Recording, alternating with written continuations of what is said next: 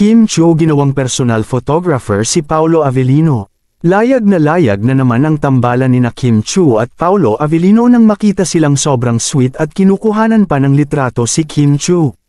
Viral kasi ngayon sa social media ang larawan na ito kung saan game na nagpapa-picture si Kim Chiu kay Paolo Avellino.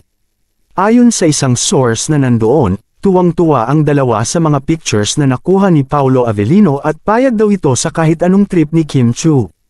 Siyempre hindi papahuli ang Chinita Princess sa kanyang mga poses na siya namang nagpakilig sa netizens. Ayon kay Paolo Avellino, sobrang ganda ni Kim Chiu ngayon dahil mas nag-matured na ang kanyang features at lumalabas ang angking ganda niya. Masaya nga siyang makuhanan ng larawan si Kim Chiu at kontento na siya dito. Hindi kasi masyadong mahilig magpa-picture si Paolo Avellino dahil low-key lang ito sa kanyang social media kaya mas nasisiyahan siya kapag siya ang nasa behind the scenes.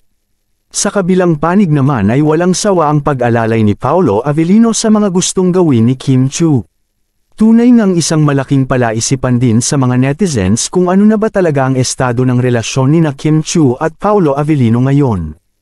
Pero kontento na ang mga ito na makitang masaya ang dalawa at mas maganda daw yun para sa kanila dahil walang nanghihimasok sa kaligayan ng dalawa. Mas magiging magulo kasi kapag marami ang may alam kaya mas preferred nila na hindi masyado mag-share sa netizens. What you see is what you get na daw sabi ng team ng dalawa at kita naman ang genuine na care pati na love na actions nila towards each other. Sa ngayon, mas marami pa daw silang private pictures na nakakakilig ngunit ipapakita daw ito ni Paolo Avellino sa mga special na araw lang. Ganoon din naman si Kim Chiu kaya naman swak talaga ang dalawa sa isa't isa. Anong masasabi ninyo sa balitang ito? Comment down below. Maraming salamat sa inyong panunood at huwag kalimutang mag-subscribe for more videos.